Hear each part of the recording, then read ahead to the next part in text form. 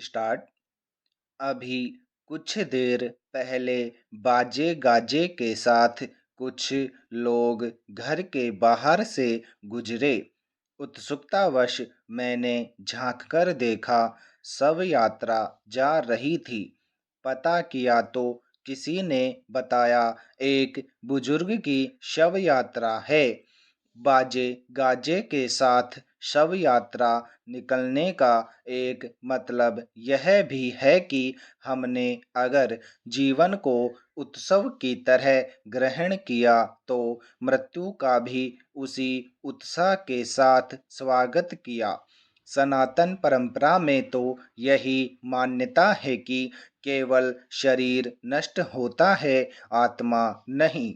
और मृत्यु तो शाश्वत सत्य है। जो आया है उसका जाना तय है। पैरा।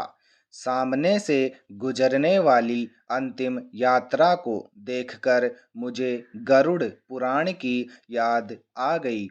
यह ग्रंथ मनुष्य को वैज्ञानिक दृष्टि देता है, उसे भावुक नहीं, विवेक संपन्न बनाता है।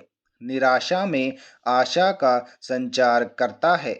जीवन और मृत्यु के दर्शन को समझाने के लिए गरुड़ पुराण जैसा और कोई दूसरा ग्रंथ मुझे नजर नहीं आता।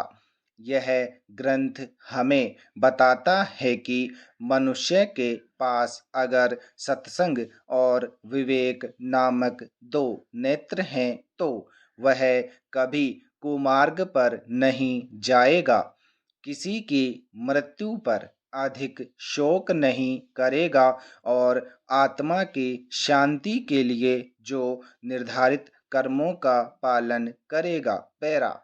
सामने ढोल बाजे के साथ जब शव यात्रा निकली तो मेरे मित्र ने बाद में मुझसे मुलाकात की और कहा, मेरी समझ में यह बात अब तक नहीं आई कि घर का बुजुर्ग मर गया और ये लोग खुशी मनाते हुए निकल गए। यह नैतिक दृष्टि से ठीक नहीं। मैंने कहा, यही तो हमारा भारतीय दर्शन है जिसे समझने की जरूरत है। गीता में इसी को स्थित प्रज्ञता भी कहा गया है, जहाँ हर्ष और शोक दोनों में हम समान स्थिति में रहें। मृत्यु को भी हम एक जीवंत उत्सव की तरह देखें और जो चला गया उस पर शोक न करें।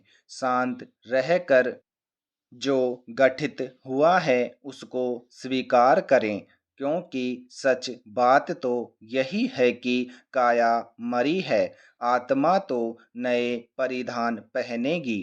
मेरी बात को मित्र कुछ कुछ समझा और सहमति में सिर हिलाकर आगे बढ़ गया। मगर जब भी मिलता इसी बात को लेकर बेचैन भी रहता कि कोरोना वायरस न जाने कितने लोग चल बसे और अभी न जाने कितने लोग इसके शिकार होंगे। पैरा। मैंने उसे हर बार समझाने की कोशिश की कि जीवन और मृत्यु मनुष्य के हाथ में नहीं है, हमारे हाथ में सिर्फ अपना कर्म करना है। इसलिए मृत्यु की चिंता न करके हमें जीवन की चिंता करनी है।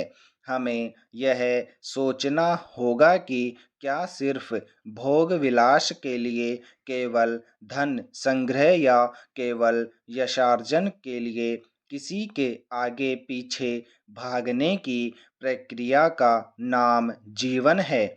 मेरे ख्याल से यह जीवन की आधी अधूरी परिभाषा होगी। सही परिभाषा तो यह है कि जीवन का एक एक क्षण लोक मंगल और लोक परिमार्जन के लिए लग जाए।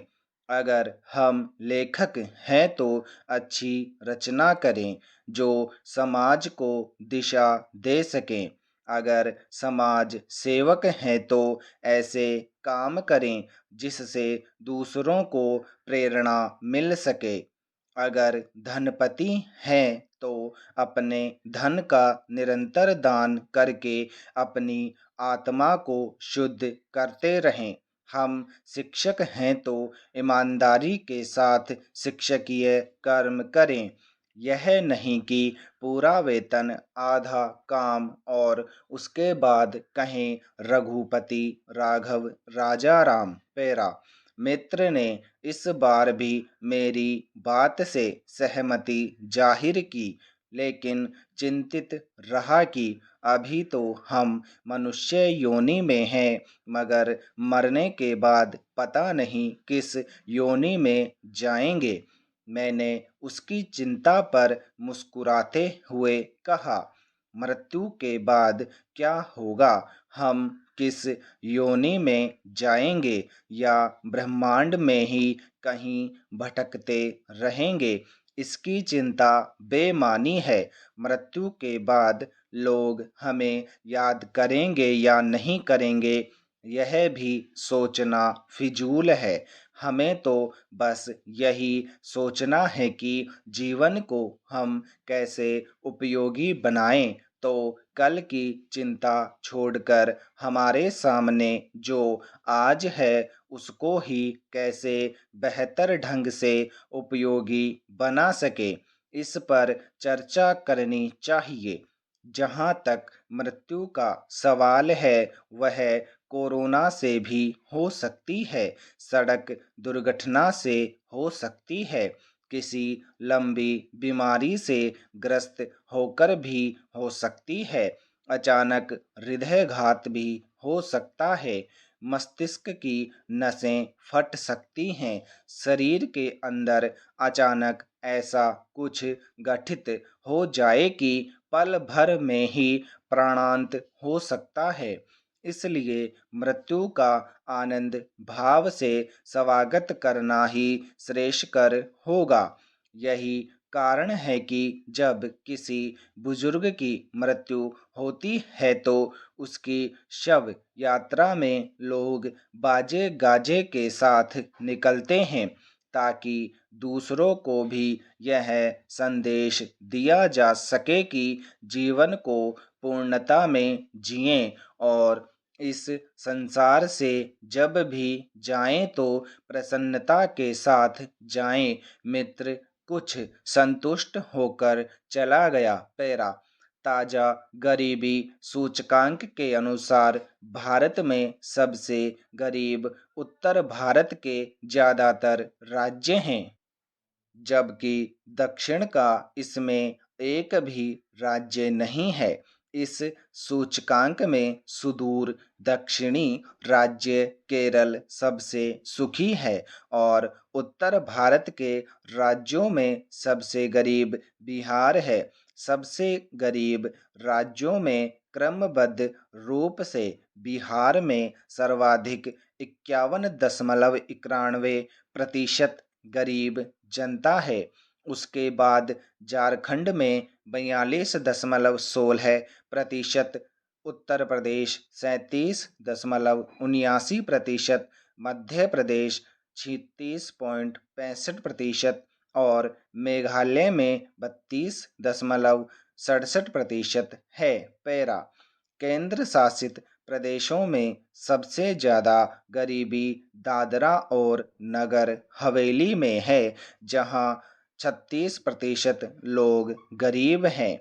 उसके बाद जम्मू कश्मीर में 12%, दमन और दीव में 6% और चंडीगढ़ में 5.97% गरीब लोग हैं। केंद्र शासित प्रदेशों में सबसे सुखी राज्य पुडुचेरी है, जिसमें सिर्फ 1% लोग गरीबी रेखा से नीचे है। उसके बाद लक्षद्वीप में 1%, अंडमान और निकोबार द्वीप समूह में 4.30% तथा दिल्ली में 4% लोग गरीबी रेखा से नीचे है। पैरा। सन 2015 में दुनिया के 193 देशों ने सतत विकास लक्ष्यों यानी एसडीजी के तहत दुनिया भर में विकास को मापने के लिए विकास नीतियों, सरकारी प्राथमिकताओं और पैमाने को फिर से परिभाषित किया। स्टॉप।